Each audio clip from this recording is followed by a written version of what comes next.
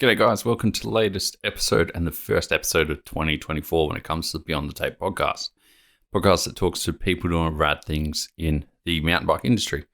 That's right, not just the Australian industry anymore. We're going to be reaching out to a few international crew and trying to expand our horizons a bit throughout this year as we focus more solely on the podcast and its episodes. Before we jump into this one though, with Georgia Astle, an absolute legend on a bike and one of the pioneers when it comes to many sports. I'd just like to thank our sponsors. It's been a tough time for the industry over the last 6 to 8 months, and for them to keep supporting the podcast and helping keep this thing going is amazing. First up, big thanks to Trek Bikes, still absolutely loving my Fuel EX. Haven't been able to ride as much due to the injury, but just getting out on that bike and dicking around in the streets has been super rad as well.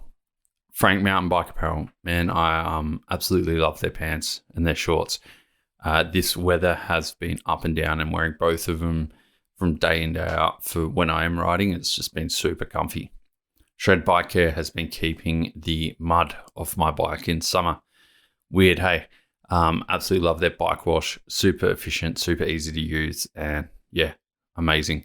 Fist Handwear have been keeping my gloves, keeping my hands even protected during these crazy times.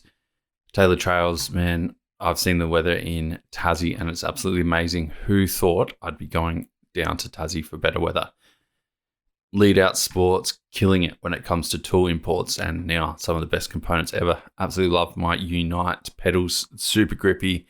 Used to ride in clips. Now I don't think I'll ever need to go back with the amount of grip those Unite flats are providing me. Dirt Surfers are still on board, keeping the mud and dust out of my eyes, depending on which day it is. And Capped Out Caps keep my handlebars attached to my bike, which I like. Absolutely love their custom designs from both Dirt Surfers and Capped Out. Capped Out's laser engraving has been amazing. I've seen a few people running them now, and they've been running for a few months, and they still look like brand new. And man, I can't thank Oakley enough for helping keep my eyes protected.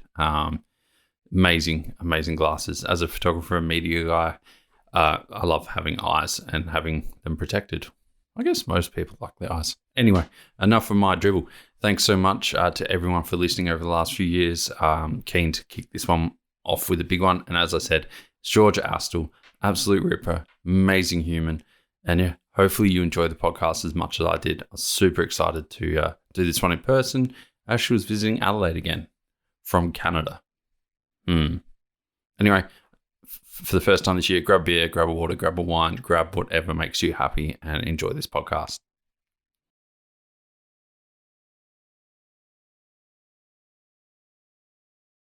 Ran out. Yeah, full on. Brutal. Sweet. Now that's working. Okay, nice. Yeah. Do you want to jump straight in? Sure. I mean, it's the same as what we've just been doing. Georgia Astle. Yep. Yeah. Nailed it. Welcome to the body. Thanks for coming on. Thank you for having me. So you're obviously Canadian. Yes. Why? And you're in Whistler or BC? Yep. Why are you in Adelaide? Yeah. Fun facts, actually. This is not my first time ending up in Adelaide. Years ago, I was here too. But it's fun. Like, there's quite a big crew of riders, and I like the small town, small crew feeling. So it was comfortable for me to come back to Adelaide again. But it is a pit stop, so it's on my way to Queenstown. So I'm skipping Canadian winter and doing the double summer thing.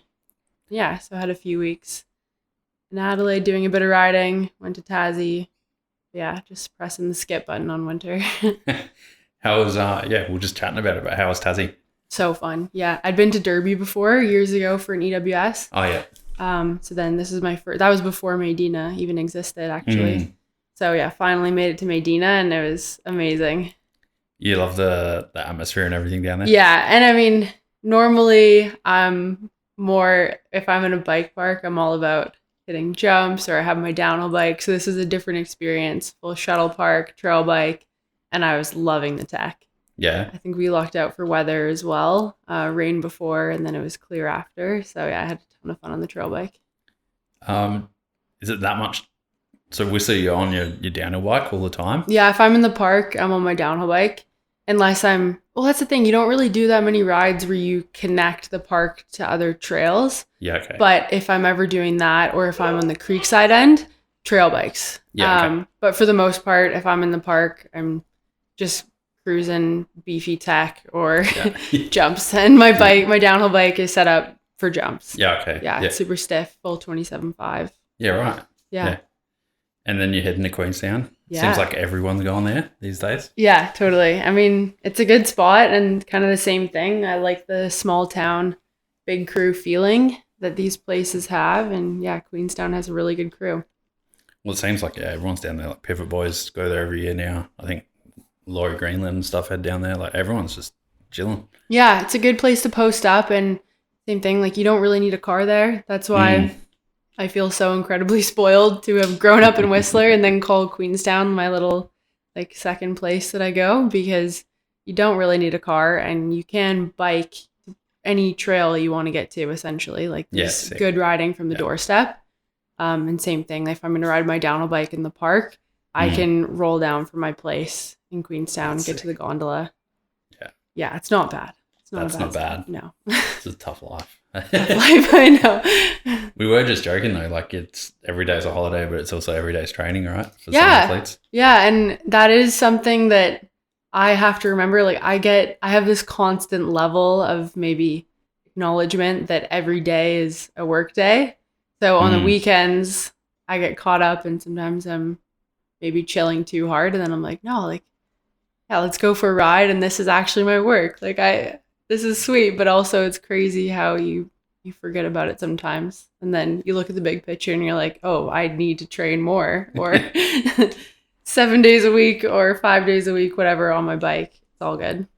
Does it ever get the other way where you've so G'd up on riding and training and working out and stuff that you got to chill, or is it?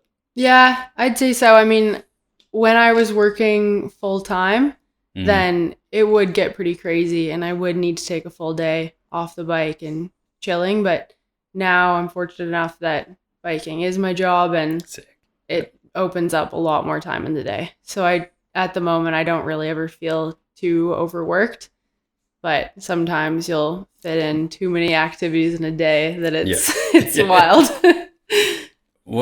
How long have you been, like, how long has biking been your job? Like, I thought it's been for a while, but. I mean, I guess when I didn't do winters away and I was at home, maybe during COVID too, I would be working through the winter, like off season full time. And then in the summers, I would take time off work to go racing, but then also drop so much money into racing that I would need to save up money. But now, I mean, I'm not racing as much, which maybe that was the expensive part too. Kind of funny. But now that I'm not racing and just better support, yeah, I think it's probably this is my second year really where I haven't needed to work. Yeah, right. Yeah. But I don't like, I think I do really like having some schedule in my life, having the social side of working too. So I always pop back in and do some coaching where I can, or work at a cafe. Yeah. So let's wind it back a bit. How did you kind of get into riding? Like what got you started? Well, yeah, growing up in Whistler, bikes have always been around me, and it's not like they were foreign, but I never had a proper mountain bike, I guess. Like my parents were into it recreationally, but the mountain biking that I was introduced to was very cross country, and I had like a 50-pound hardtail, and I would have been probably the same weight as my bike. And we rode these crazy missions and bike camp, and I was like, that's not for me. I didn't like the XC side. Yeah. Being 11 and with these other kids that maybe that's what they did with their family. And then years later, my high school mountain bike team, I mean, it was another after school sport that I got to skip school. So of course I said yes. You sign up for everything you can in school. And then we did cross country races once a week. I borrowed my mom's bike, ended up really liking, like there was a few in North Van that we went to. Yeah. Okay. And they were more enduro style. So they're like half of it was an XC race, but half of it was the climb. And then the second half was just the downhill. And turns out that I was quite good at the descending. And like all the girls would pass me on the way up. And then on the way down, I would pass all of them. And I would end up winning the cross country races, which my coaches thought was hilarious because like I I hated climbing. Yeah. But then, that's kind of at the same time that Enduro started. So, Okay. yeah, I started really, really grassroots and then signed up for a few Enduros, did really well in those as a 16-year-old on my mom's bike against the older women. I was like winning some stages. And then a few local shops started noticing and were like, you should probably do this. Like, threw me some grassroots sponsors. I had my own first new bike, which was the Juliana Furtado. I remember that bike was so sick. Raced the Crankworks Enduro that year, 2014. It was Crankzilla. Yep. I think we had 63 kilometers, like a ridiculous day of riding. I had full on no idea about my bike. Like, I was just the kid that would rock up and go. And a lot of crashes, a lot of flat tires that day, but I was so hooked. So you would have been one of the first kind of people to go straight into Enduro, pretty much. Maybe. Yeah. Because Enduro at that point was very much like people had an XC background or a downhill background. Yeah. But I was so fresh into it that Enduro was actually my first style of racing that I did. That same summer, though, I signed up for a few downhill races. I got an X-Rental downhill bike. Sick. Because I was in the park. I was so hooked on. Yeah. That would have been my first time riding bike park as well. And I was like, sick. You're kidding. I lived here and I never rode this. What? Yeah. So you weren't riding bike park. You just did XC loops and then the bike park's chilling over there. And totally. Yeah. Like I had this, I guess my very first bike that I bought was Top Fuel, like a 120 XC bike. Sick. And I remember doing laps of Hey Bud.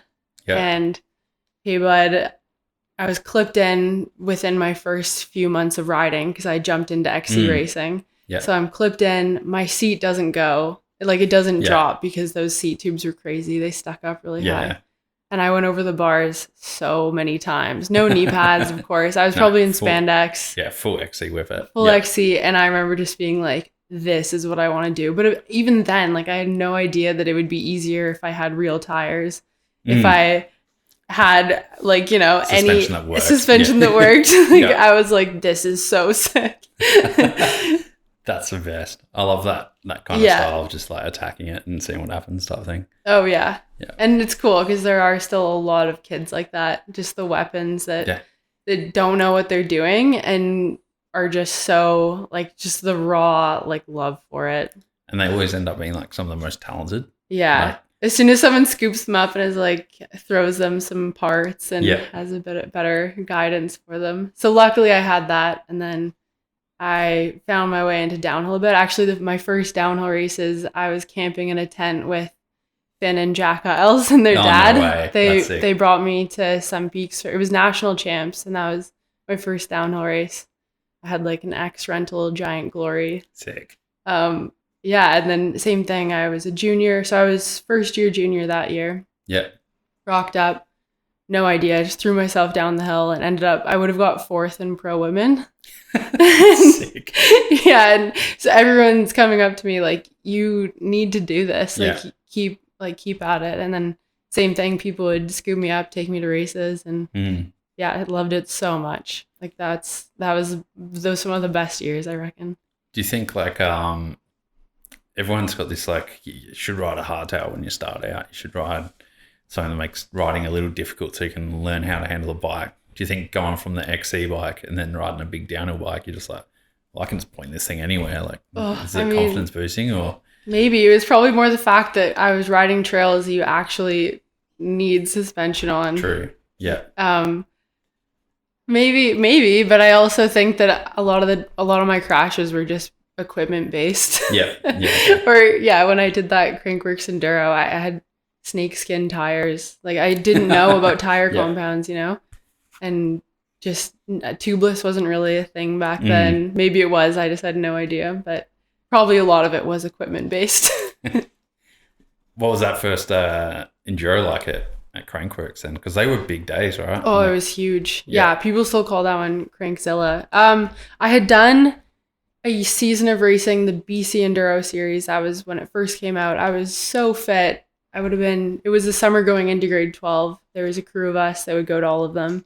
So the fitness side was fine, but yeah, they were massive. I just remember not feeling and that's when everyone carried full faces. And then had a half lid. Yeah, had a half. So everyone had backpacks. You like would take your knee pads off in between because we had crazy liaisons. Like we were going up to the top of Ride Don't Slide from West Side Road, which is completely other end of town. Like it's a massive climb to get up there. And I get up to the top of, I guess I got my first flat tire in stage 3, going up to stage 4, passing all these people and like people crying on their way down. They're so broken. They've missed their start times. I get up to the top. There's 30 seconds to go. I don't have my helmet on. My knee pads are off. My suspension's locked. And I just got my full face on, which is all you needed to not get disqualified, and just drop down Ride Don't Slide, which is a ridiculous trail in itself to go for a ride on a trail bike. And I was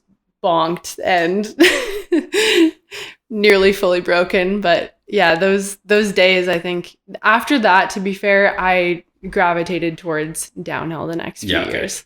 I took a little hiatus from enduro. Well, I remember seeing like photos of Jared Graves and stuff racing in half lids and like dudes on XC tires, but then other guys on down it. Like, it was a real kind of, no one knew what they were doing at that point, right? Which is probably why it worked out so well for me, because it is total cowboy stages at that point. And especially because in downhill, you rock up to a race and someone will have raced Fort Bell 20 times next to you. Pits are established. People know what they're doing. Whereas in enduro at that point, you were in a fully new venue. No one had been there before. So it's kind of an even playing field in that way. It definitely was. Yeah. Like Chile and stuff. Like no one no one had gone there. What? So you was going to downhill mainly because of the big days on the enduro, or was there more opportunity in downhill at that time? Or? A little bit more opportunity, like coaching wise, and support from we had a provincial team. Okay. And that didn't exist for enduro. So if I wanted to go down the way with more coaching and support, downhill was better.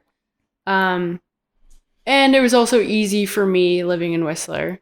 I was able to just do laps and naturally get pretty comfy on the downhill bike. And then I still supported myself getting over to the races, which is when I found downhill harder than enduro as a privateer. Yeah.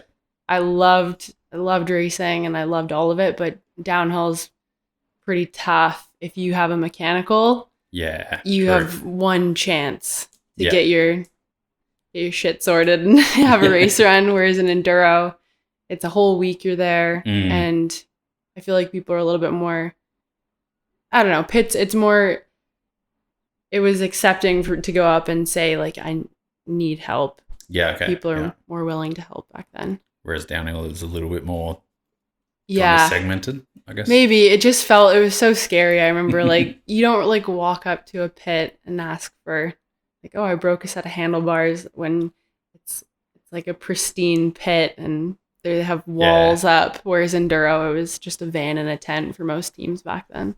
If that. What was your first World Cup and what was it like? Oh yeah, first World Cup. That was Maydena. So Okay. I was second year junior.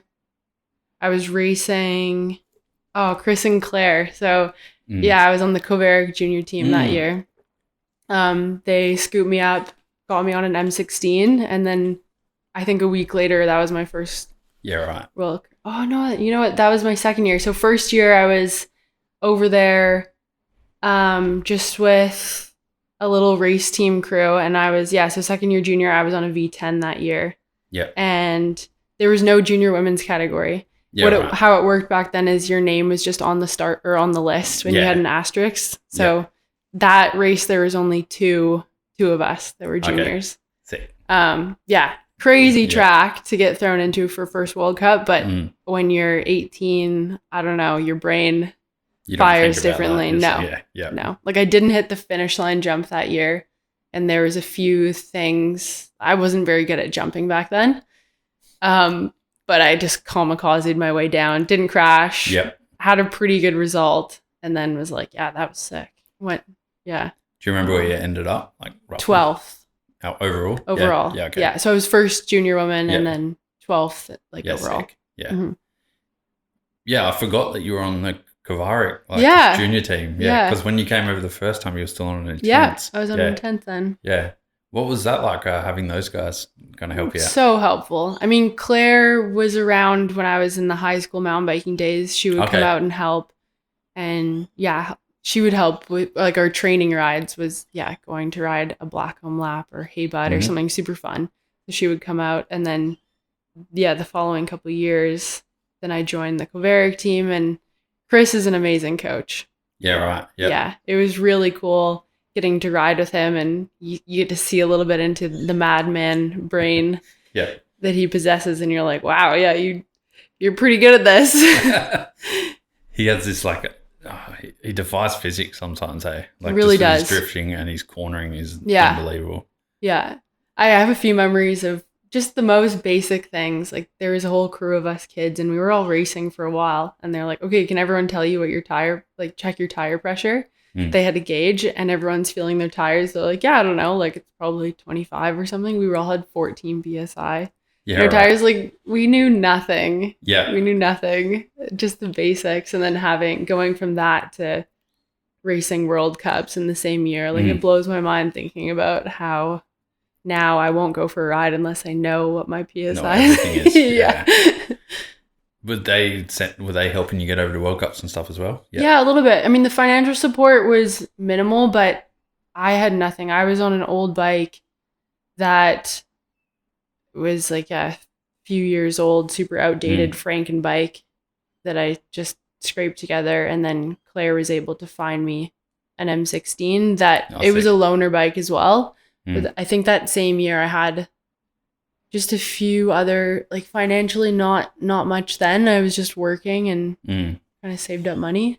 And then as it progressed, I did a few little fundraisers and got a little bit more financial support. Then I picked up Shimano as a sponsor.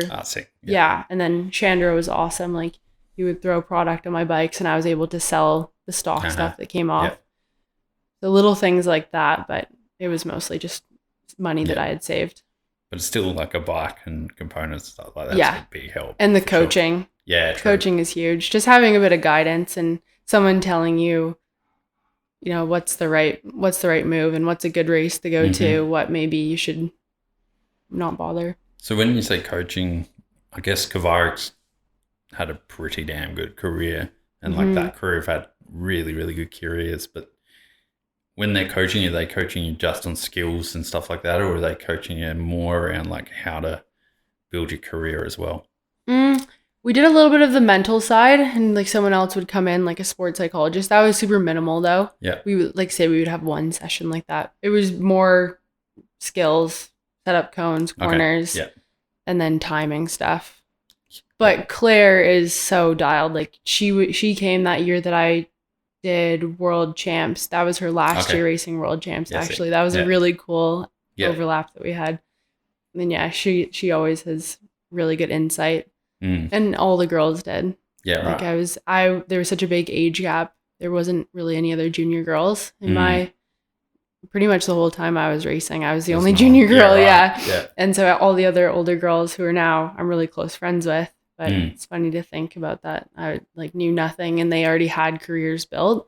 Yeah. So they'd be like, yeah, go here, do this, follow me. So that was kind of a lull in women's racing at some, like... I don't even know if it was... I think it was just there wasn't much of a Canadian scene then. True, yeah. Yeah, like the BC Cups and the Canada Cups, they're hard to get to. I mean, it's the same in Oz. It's a big-ass country. Yeah, and, for a lot of the girls, if there's no support and if their parents weren't into it, then... Yeah, true. Yeah, I was just lucky. Like, my parents aren't really mountain bikers, but I kind of fell into it and then just had a bunch of friends to take me along with them. Yeah, yeah. But now it's different. Now there's a lot of young girls in BC. There's so much talent over there. Oh, really? Yeah. We're seeing the same here. Yeah. Yeah. And then obviously the World Cup's now it's 20 juniors or something strong, and then the elites is the same, and it's only going to get bigger, right? I know. It's so sad that they cut back on numbers as the numbers were skyrocketing. Yeah. And it's so sad to see that. Like, if I were ever to dream about doing a World Cup again, I wouldn't even bother because there are way more than 15 girls that should qualify. Yeah. And back then there was maybe 20 girls would qualify, and you'd be lucky to have like 25 girls at a race. Yeah. Unless it was Fort William, and then 40 would show up because there's a lot of girls in the UK. Yeah. But yeah, it's so backwards now. I remember there were times they qualifying and there were more qualifying. Like there wasn't enough women to technically fill all the positions. Like, yeah. It was almost like a guaranteed, you could crash, you could get a flat as long as you finished. Yeah. You would qualify for a World Cup back then. And now it's fierce. Yeah. Fierce competitive. Yeah. What sent you back to Enduro then? Because you kind of went away from downhill to Enduro. Yeah, I went back. I mean, I would save up all year. I was working full time. I'd take, say, 2 months off work, and I could fit 3 World Cups in. And I would get a flat. I would crash. I would break my bike, and I would have nothing to show from it. Yeah. And you're riding one track for 3 weeks, or every week. Yeah, 3 different tracks, 1 track week. Whereas Enduro, I was like hanging out, traveling with people because no one really had a team set up then. Everyone was pretty privateer setups. And then you're riding these insane places. Like for a whole week, you would be figuring out a whole valley in Italy or Spain. And you could have a flat, you could fix it yourself on the side of the track, and you could still have a decent result because everyone's on their own side quest in an enduro race. Yeah. And it was way more fulfilling. I never really got that great of results, but I found overall as a privateer, I had a way better time. Yeah. Well, it's definitely like, it even seems like more of a supportive field or sport as a whole. Like when you see Richie Rude helping out Jack Moyer and the opposite, and they're all like just in it to finish and have a good race. Like it definitely seemed more supportive and fun. Yeah, because ultimately how they used to be, I think it's changed a bit now. It's very serious now because as it should be. But back then it was just a big day on your bike with a bunch of friends. Like say the 10 people around your start time, you're all riding the liaisons together. And if someone's not there, like the girl who's starting in front of you or behind you, you notice and you're like, oh, what's up with her? Like something's happened. And you want to get them up there because you start the day with them. You want to finish with them. Well, I remember there was a story of like Katie Winton having an issue. Yeah. And then someone pushed her like Frenchie that kept winning everything. Cecile. Yeah, that's it. Yeah. Right now. And like, same thing. Yeah. She like had dropped her cheek pads that day. Someone picked them up. And I mean, people notice because you're riding them with them for nearly 8 hours during the day. It's, those old school days, it's only like, 5-10 years ago now, but like they were huge days. Massive. I know I've said it before, but it was almost too much at some point, right? Like, there was the era of the multi-days as well. Like the 2-day epics, yeah. Did you do any of the 2-day stuff? Yep. Yeah, a few in Finale and Ainsa I raced. I guess like I raced way more enduro than I did downhill when I think back. And I had almost every era because I raced that Whistler one, which is a mega 1 day. And then they went back to 2 days. I raced those.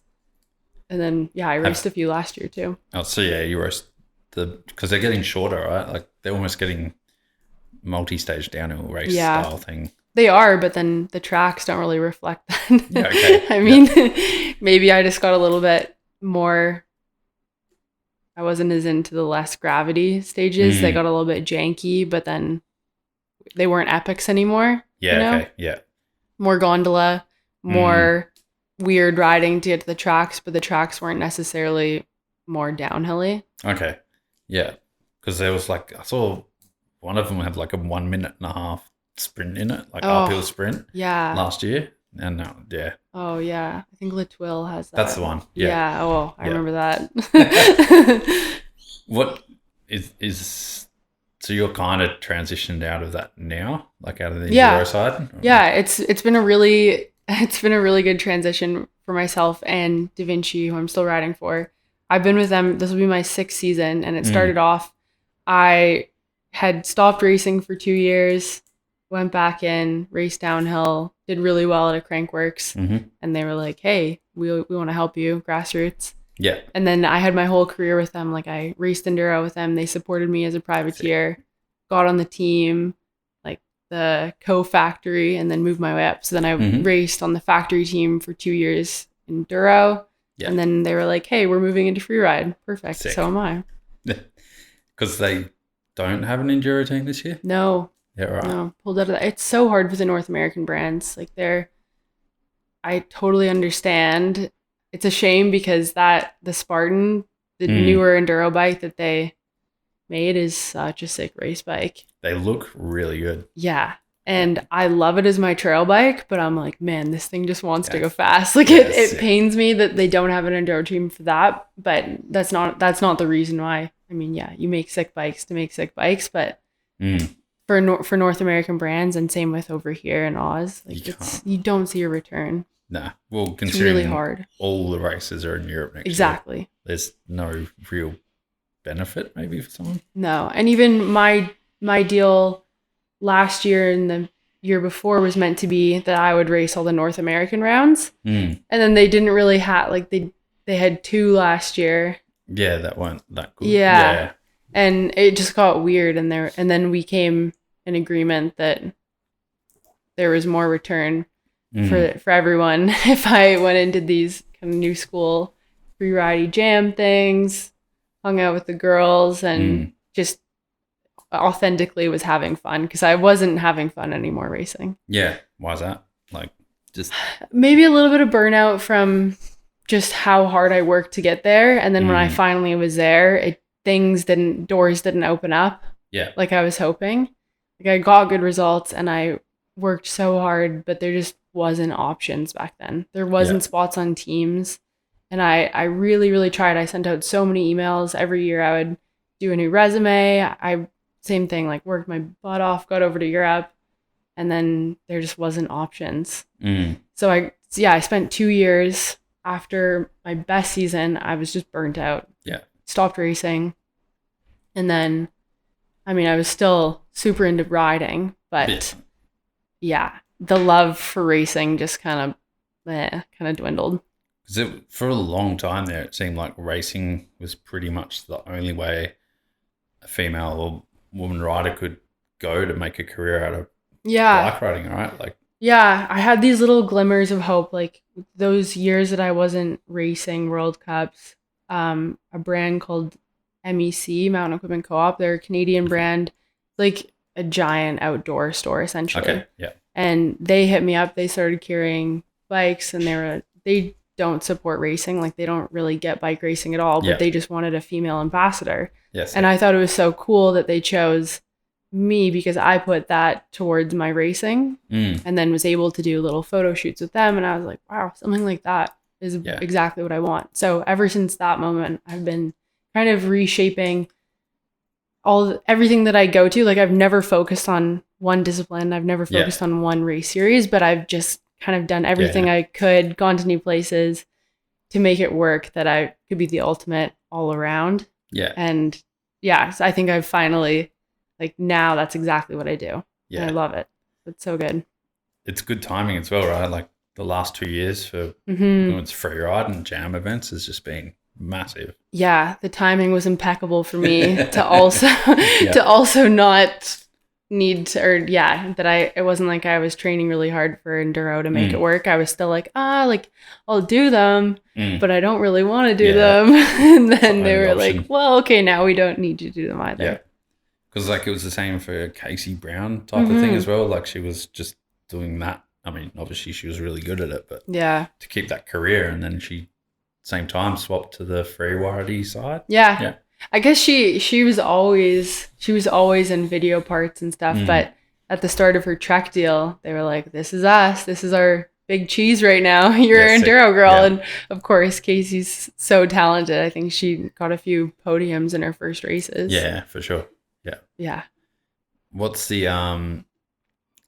from the outside, it looks like everything's kind of booming for the women's side of Freeride, like it's growing so fast. But what's it like from the inside? Is it seeming like it's growing as big over the last couple of years as what it does from the outside, you know? Yeah. I mean, everywhere you turn now, even being in Maydena, you look around and there's so many more girls, just girls on bikes. Mm. And the bottom line is, like, regardless of how the free ride thing's looking, it's just, there's just so many more girls on bikes. True. Yeah. And people on bikes after COVID. Like, that's a huge thing. But it's just so normalized now. And when you have more girls on bikes, and when it's normal for a little girl to want to do, like, want to be a mountain biker the same as it is for a little dude, it's just, that's how you create riders. And there's opportunity now. So if a little girl can look over and be like, whoa, Red Bull formation, or whoa, like Casey Brown's Dark Horse event in Revelstoke, that's how that seed gets planted. And it's not necessarily, I mean, yeah, it's there for us as well, but it's also so important to have that for the girls that are growing up to see it. Well, even just like video parts, like Has just had a huge video with Red Bull, and it's like all women in it, I think. But and that's like a sick part too. Exactly. So just having that be normal, and now there's more girls that have it as their job, and that's the way to go. I mean, it's sad to see in general how I think the industry is in whatever a weird place, but yeah, to generalize, there's more girls that have mountain biking as their job. And that just means that even more in the future will be there. And the talent, I mean, when an 8-year-old girl starts riding the same way that an 8-year-old boy does, that's how, I mean, slope style phenoms are made. We've got a young girl here, Mika, and she is maybe 12 to 13, 14, I think, and she's throwing T-bogs and like slapping corners and stuff. Unreal talent. Yeah. And you never used to see that at all. So it's so good to Yeah. And it's not like it never been there, but it's like that minute mile kind of effect, right? Like they've seen you do it, and because they've seen you do it, 2 people are able to do it, and then 3 or 4 people see those 2 people, and it just expands so quickly. Now all these chicks are riffing. Like, And I notice a different attitude out on the trails. Like if I'm going for a trail ride and you see a dude and his daughter, like so often the guy will be like, look, so-and-so, like this is Georgia, this is what she does for a job. And I'll catch a lap with them and it'll be so rad. Whereas before, you know, maybe the dad was riding on his own, didn't have his daughter with him. And then it's kind of this low key, like, oh, this chick shredding harder than me. Like whatever, that attitude is so changed on the trails. And I mean, dads want their daughters to do this as much as they want to do it. And I love that. It's sick. Yeah, I love that it's normalized like it should be. I also think it's quite funny that as it's grown, there's been less women-specific bikes and parts and stuff as well. So I was only thinking this the other day, like even 5-10 years ago, there was all these big like women-specific brands and it was kind of segmented. Yeah. Whereas now it's all the brands just make bikes. Totally. And everyone just rides. Like, and I think that's changed the attitudes a bit maybe as well.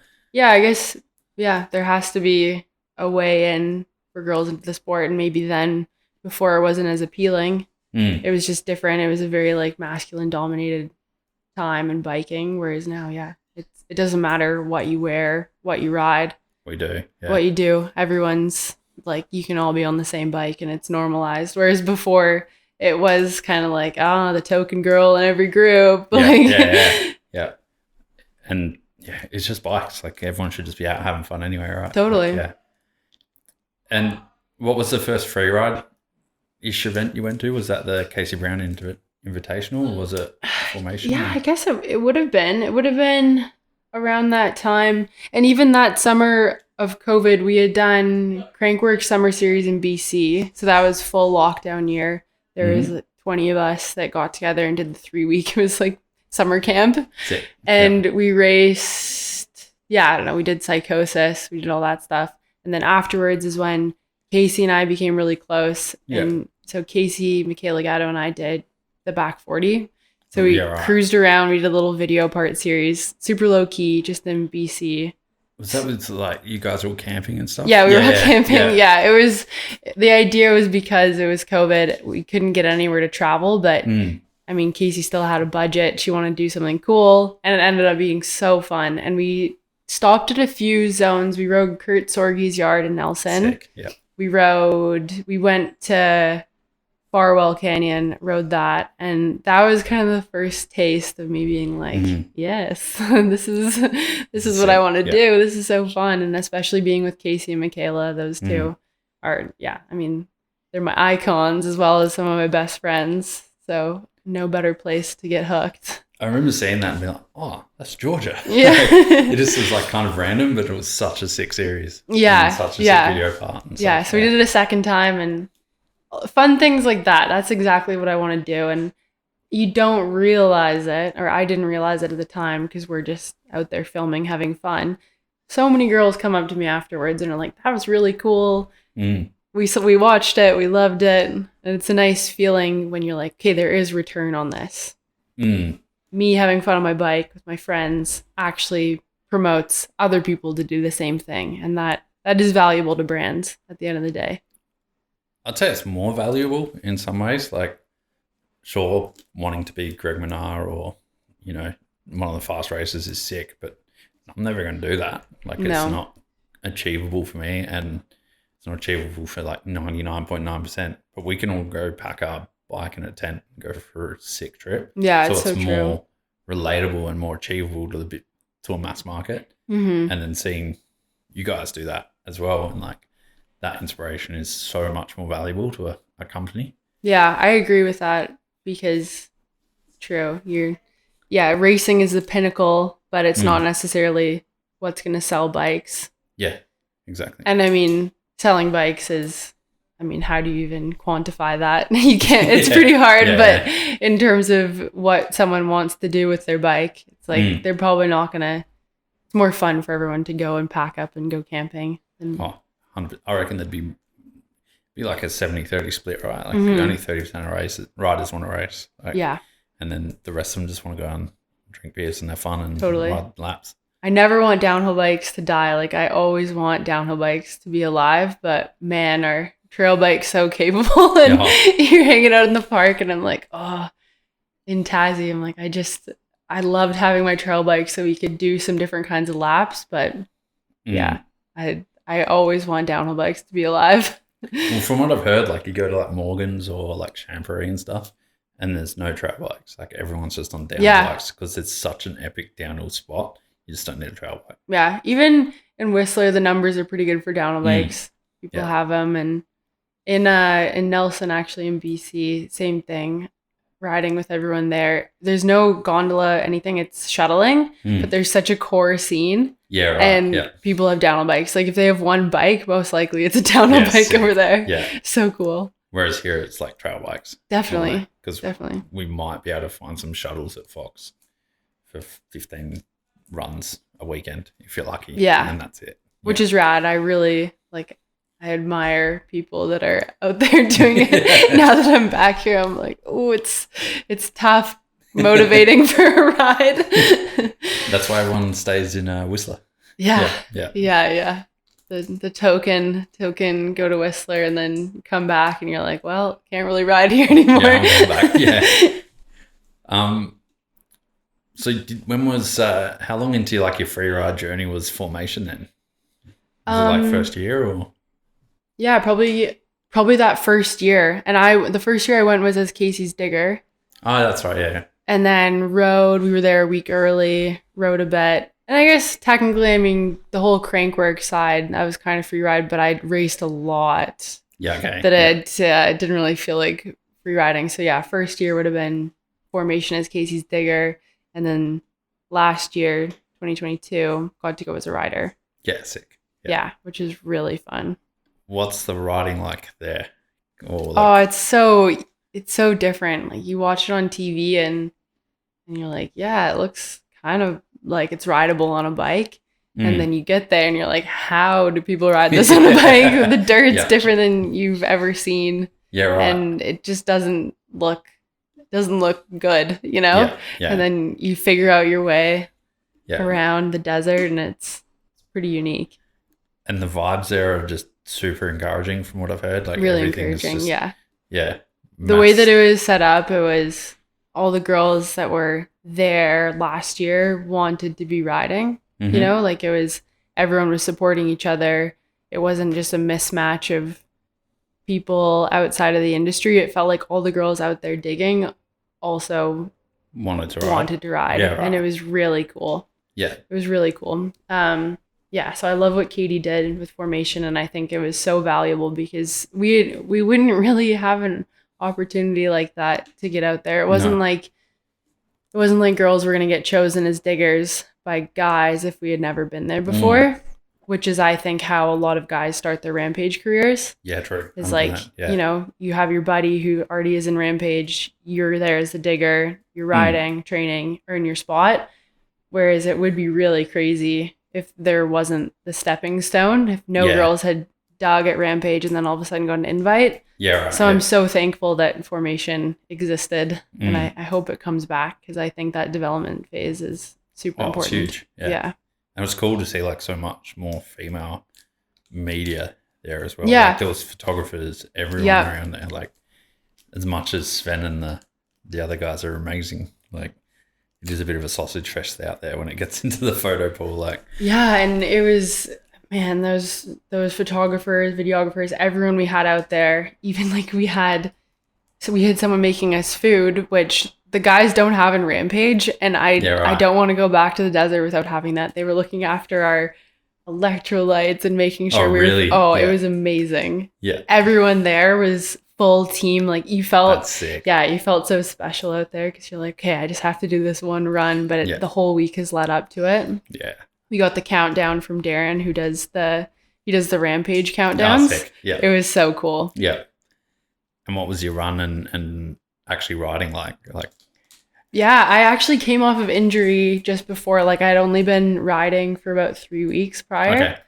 Okay. So I had no pressure on myself. I was like, whatever, I'll do what I can do, but I know that I'll have fun regardless and I'll learn a lot.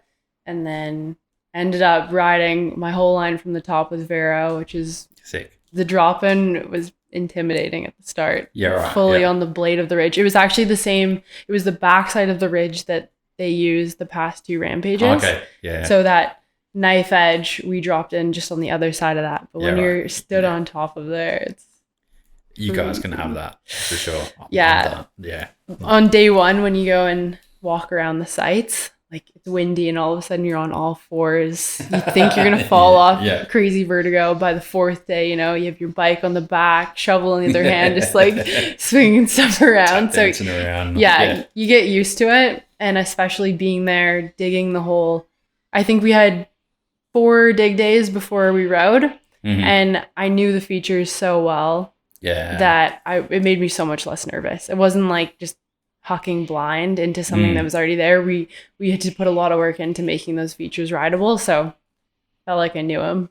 Because you would have built it and been a part of the whole process, right? So you know exactly how everything's going to be. Yeah, we teamed up. So Via, Vero, and I shared the entrance. Okay. And then the second half of Vero and my line was the same as Hannah and Casey's. Okay, yeah. So yeah, you team up, each kind of tackle a feature a day. Sick. And then the bench at the very top, that was like full team effort. Yeah, right. There's nothing there. No. You're just scraping together a bramble, trying to make a berm. Like that'll probably survive for 6 slashes. Hopefully it gets through to your run. Yeah. And it's crazy. We had no water at the top. Like for Rampage, obviously it's a bigger setup, bigger crew. They help the guys get water a little bit higher up, but we're such a small production. We were just hauling water bags up for 4 days straight and then riding. So I felt like we had a pretty good intro into the desert because we were roughing it a bit. Yeah. Other than having the chefs, you know, I mean. Well, they didn't have water at Rampage for like years, and then they introduced it. And and then it fully changed the build as well. Yeah, well now it's all big smoothish lips. Yeah. Pre-water there, like you can't build a jump without water. It takes so much water, so it was a very different Rampage back then. What was we saw a huge uproar this year because formation kind of got cancelled, or like how that kind of, do you know much about that and how that kind of happened? Or I mean, essentially there was chat at our formation last year.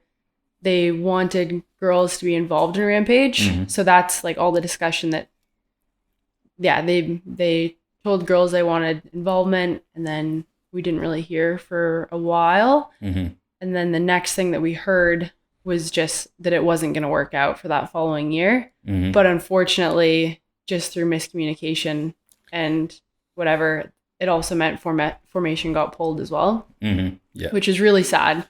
If like with Rampage not happening, and the only reason why that was the case is you can't just you can't add in 10 girls on top of what they already have. Like Rampage is so tight as it is. Yeah. In terms of the riding window, and the broadcast is so hectic. They can't add any more, and it wouldn't be the right decision to take away 10 spots for guys. Yeah. Yeah. So the logistics just didn't work out. But unfortunately, it was like cutting it close for when formation was meant to happen. Yeah. Okay. Yeah. Which is in the spring. And then, so unfortunate how it played out, but I know that they want us there, and they will make it happen, and they're going to choose what's best for everyone, which meant that it wasn't going to be this past year. Yeah. Like it seemed like just a whole logistical nightmare. Logistical nightmare is the only way to put, like, you're in the middle of nowhere in the desert, managing safety, managing people. You couldn't add more riders to what they already have with that setup. So, and it's a bit of an unknown, I guess. Like, there's no doubt that you girls could kill it and like hit all the jumps and do everything there, but it's still kind of an unknown, I guess. Yeah. And even a bunch of us girls that were there watching Rampage this year, we're looking around and we're like, man, this would have been a lot of pressure for us our first year. If it had been different timing and like there wasn't that uproar, and girls were invited, I think people would have been really supportive. Yeah. Whereas it felt like cutthroat. Like if girls were there this year and we weren't hitting the same things, I felt like there wouldn't have been the same support. No. And maybe I'm wrong, but I felt like we would have put a lot of pressure on ourselves, and it wouldn't have been a great outcome. Well, the internet would have put so much pressure. Like the comments and everything at that time were brutal. I know. And it sucks how divided it is. Ultimately, everyone wants the same thing, which is like, obviously they want to see girls out there.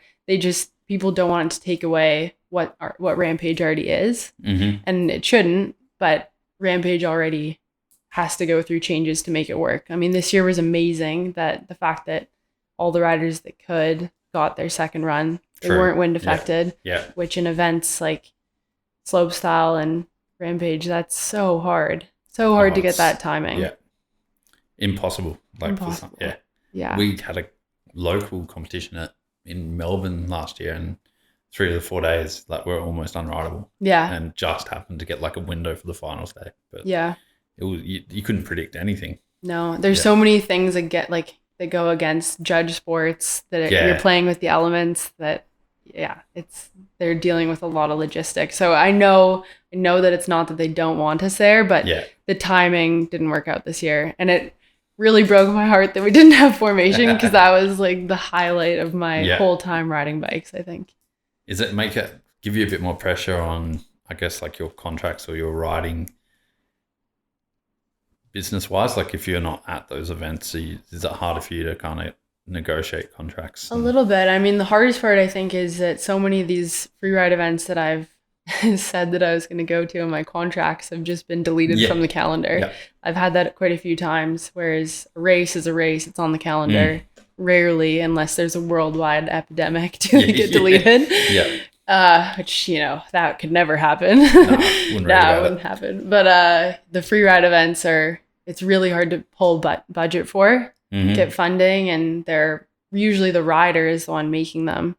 It's not an outside organization or a board making these events. So they've been pulled quite often, which it's more sad. It's more like, I want to do these events, and my sponsors want me to do them, and I would get a little bonus or something would come out of it, but they don't happen. Yeah. What's the future for women's freeride and like that scene look like at the moment? Well, the future's looking pretty good with slopestyle coming up next year. Yeah. And let's say the numbers aren't high necessarily of competition right now, but 10 years ago in enduro, in downhill, the time gaps were massive, and just look like 6 years down the line, you watch women's racing and there's no doubt that it's just as competitive, you know? So yeah, maybe next year slopestyle will look a little bit more grassroots, but no doubt that it's going to be firing off. There's going to be those girls that I saw on the trail 2 years ago backflipping over me. Well, like, it's already going to be Patricia. Do you know Patricia? Oh, yeah. Like, I was more stoked. They said that there's now gold level events for women as well. So not only for someone like her. Yeah, because she came to that Highline thing in Melbourne and she had to ride the bronze course. And I think she did like an X up and a tail whip and stuff on the bronze course. And then she was like backing the gold course and doing like massive tricks. And she could ride the bronze course, but she had the gold course, but she couldn't compete on it. Yeah. And it was just such a mind fuck for me. Like, I'm like, why can't she just compete? I know. In the gold series. And that's the hard part when there's a governing body like FMB, everything is by the rules. It's the same as like UCI. You can't, then all of a sudden it has to be standardized. So that's really, really positive now that it is standardized and it is a thing. Girls are riding the gold courses. But yeah. But she's unreal on a bike. It's insane. I watched the girls hit the joyride course this year. I was way too flogged after Crankworks to try, which now I'm beating myself up. But whatever. She, threed off of the start drop, like of the joyride course. Yeah, and then unreal. I think that was really the window. A lot of people were there watching, being like, okay, I think the girls are ready. And she was at nines as well and just like destroyed. And then you got like Haz is killing it. And Casey's killing it. Like the level's just gone huge. Yeah. What is so for you yourself? Like you've raced downhill, you've raced enduro, and now you're free riding. Is Crankworks like the ultimate event series for you and riders like yourself? Yeah, I mean Crankworks has a little bit of everything, but I would still say Crankworks caters more to racers. Yeah. I mean, I still rock up and I love speed and style and I love the whip off, but for me like pump track and downhill and everything else I'll get my ass kicked because there's BMX racers, there's downhill racers. So I think it's really good to get, I mean there's lots of really good prize money. It's amazing what they do for athletes. For me personally though, I'm not chasing the queen and it's pretty unattainable. I didn't grow up on a hardtail, whatever. Don't exactly find that's not my favorite thing.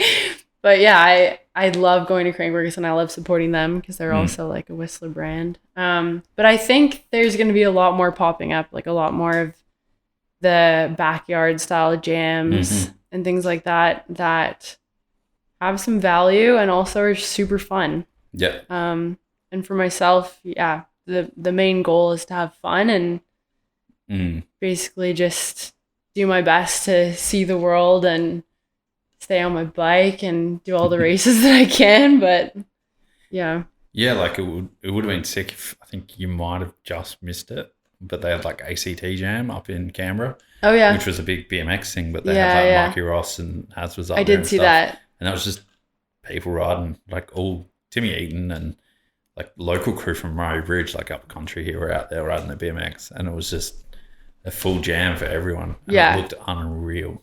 There's so much more of that happening, and I reckon that's what actually keeps the community going too. Like that's what needs to happen for kids up there. There probably wasn't much happening before. Yeah. And then all of a sudden they see that happen and they're like, oh, I want a bike. And then all of a sudden there's a pump track in the community and dirt jumps. So yeah. Kids want jumps though. That's the main thing. Like, pump tracks are sick, but kids want jumps. Like you still see them building everywhere. So yeah, it's cool coming back here and there's a few more tarmac pump tracks that are, I think that's what needs to happen in Oz because it's so dry here. Oh, you see the dirt ones and they don't survive. Just actual death on marbles. Yeah. Marbles are just bomb holes. What are your plans for 24 as well then? Like, I'm just putting my calendar together now, but so I'll be in Queenstown for a few months. Few more comps. I'm gonna go check out Hardline. I'm gonna go with my downhill bike, and they have a development side. Like I will not be racing. That's they not have my that goal.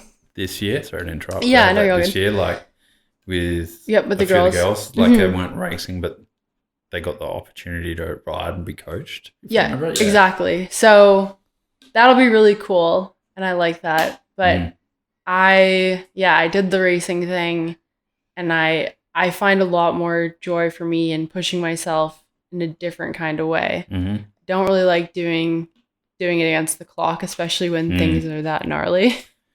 It's such a crazy idea. I don't know who had that idea, but I know. It's gnarly. I love the rampage style. I love when there's the smaller fest events, like more jump jams. So a lot more events like that. And then I'm still so into filming and really into kind of getting out and doing things out of my comfort zone, but hardline's a little bit too far out of the comfort zone. Did you see any of the stuff while you were down there? Yeah. It looks, I haven't seen it, obviously, but I've seen where it is and I know the distances of some of those things where they've put those jumps and it seems impossible. Yeah, it's a little bit head scratching right now as it's in early stages of machine building for the jumps, but I mean, they know what they're doing, and people are gonna hit them. Yeah. You know. Well, Coots Tassie, who's been building it, he can jump a bicycle. Yeah, he's signed up to race, isn't he? I know. Yeah, which is wild. He's such an underrated rider, but it's good to see they've got people that can actually jump him and know how to ride it, building it. And then they had like the Athens down here a while back and stuff. So yeah, it's going to be a cool event. It'll be so cool. As soon as I went to Maydena, I was like, I have to come back. I knew not only that, it was even before they released the list that I already knew I was coming back. But I want to be here and I want to watch the girls, and it'd be cool. I'm sure there's a few features that I'll be like, yeah, I can take that. Yeah. Keen for it. Are you doing any of the crankworks and stuff? Or? I'll do a few. Crankworks is hard because there's so many things that conflict. Yeah. Okay. So I'm not having crankworks as my main. I'm not going to do the racing as many as I can anymore because people don't need that from me this year, which is great. But yeah, I'll be in Whistler for crankworks, obviously. That's the pinnacle of the year. It probably always will be. Hometown, biggest race for me. And yeah, I'll do like whip off, like I said, speed and style. I have so much to improve on there, and I really enjoy that. Yeah. So I'll keep going to as many of those as I can. And how about like Darkfest or Audi 9? Is it still Audi 9s or is it Swatch 9s now? Yes, Swatch 9s now, I think. Yeah, they had a changeover. Yeah, same thing. Like I have a lot more to do with. I like being really prepared for things, and I like building up. Yeah. So I would want to go to a couple smaller fest events over in Europe. There's a few different ones. Okay. Yeah. And build my way up into hitting those jumps in that kind of atmosphere. Because Darkfest is pretty big. It's so stupid, some of the stuff. Yeah. My biggest thing is if I'm having fun, I'm gonna do something. If I'm crazy nervous or if I'm doubting myself, I won't do it, you know. So I love watching people that can switch that off and send it. But for me, I need to have done all the steps leading up. I need to know I'm 100% ready. So I have a bit more work to do, but I'm not ruling it out. Yeah, sick. Yeah. I think Darkfest is such a good event. It's so cool. One event I really want to go to. Yeah.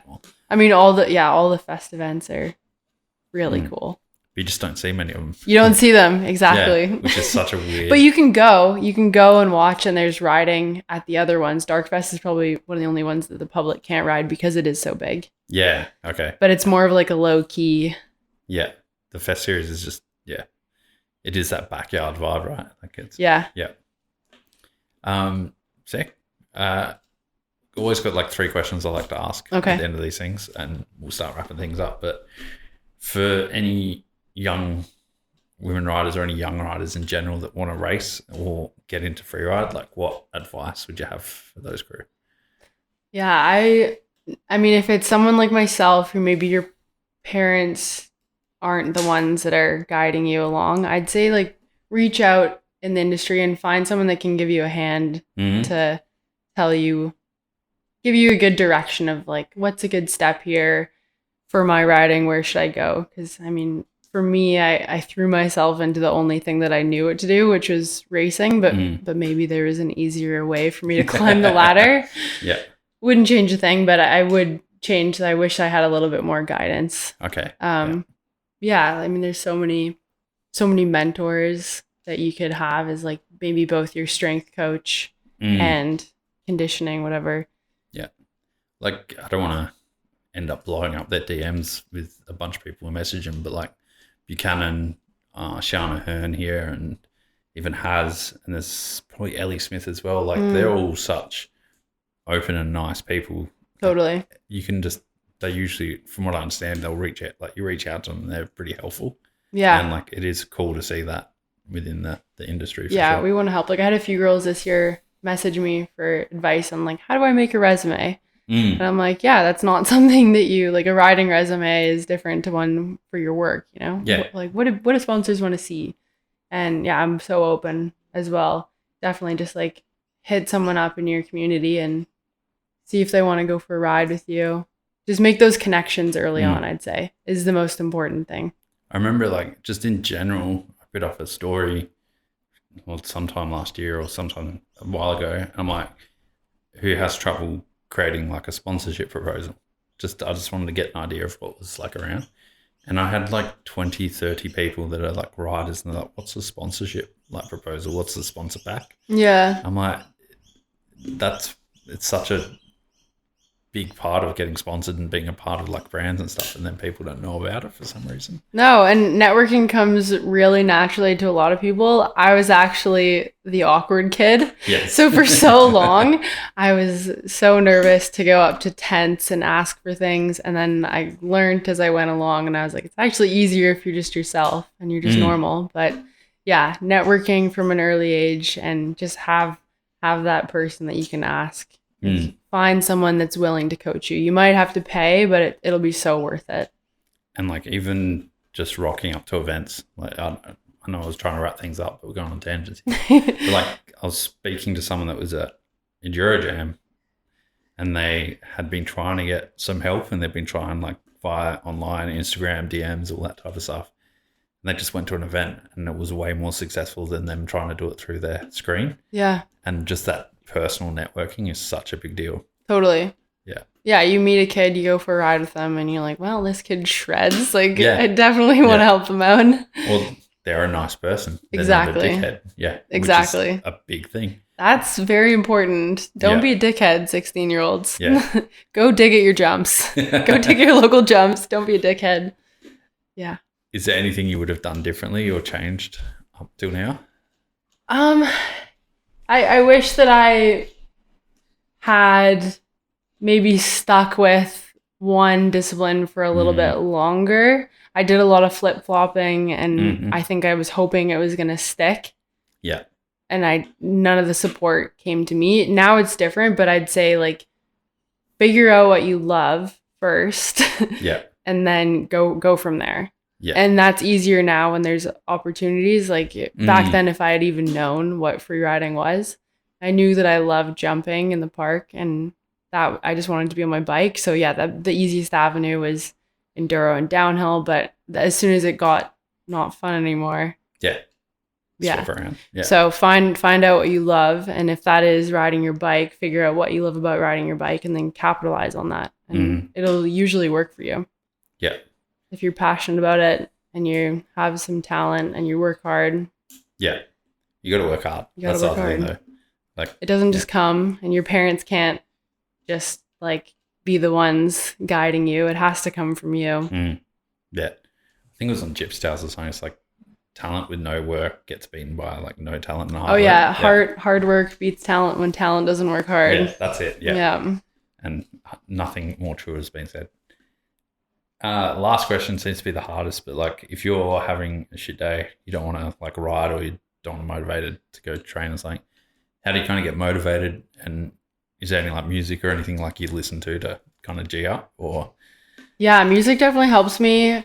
Even I'll just put my headphones on and listen to a podcast. And podcasts for me, no matter, like, I have a few that I really like, but kind of brings me back into the, you have the jumbly headspace, and usually it's like anxiety, stress is peaking, which it makes you not want to go for a ride, which is funny because that actually gets rid of that. Yeah. But put my headphones in, or just start the beginning phases of like pull your bike out of the shed. Yeah. Just like slowly work your way into it. But as soon as I get the initial bit of the crazies out of my head, and I'm like, yeah, I do want to go for a ride, or I do want to do a workout.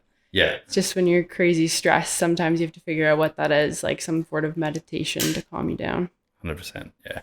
I remember there was like Miranda Miller did a podcast with Inside Line, Vital. And that's just one that I always listen to when I'm just don't want to go for a ride, but don't have to. Yeah. And once I've listened to that, I'm all good. Like it's chilled out. You just need something to get rid of. Like it's a mental thing, you know? Obviously you love riding your bike, and obviously like once you're at the gym, it's fine most of the time. But yeah, you just have to get rid of the first bit. Yeah. 100%. Easy. Well, thanks so much for coming on and chatting. It's great that we got to do this in person. I know. This is cool. No virtual stuff. Thanks to Tommy for putting up the Instagram story, and I'm like, oh shit, that's Georgia. Yeah, in town again. Yeah. Will you be coming back?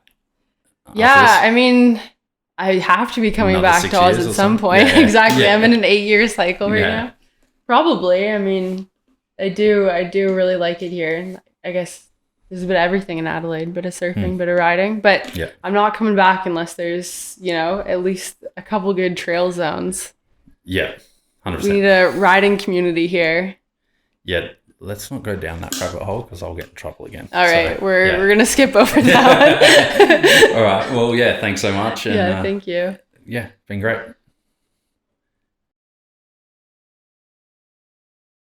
There we go, guys. The first episode is in the bag. Thanks so much for listening to that one. I hope we're going to have a huge year, and super stoked to be back at this for 24.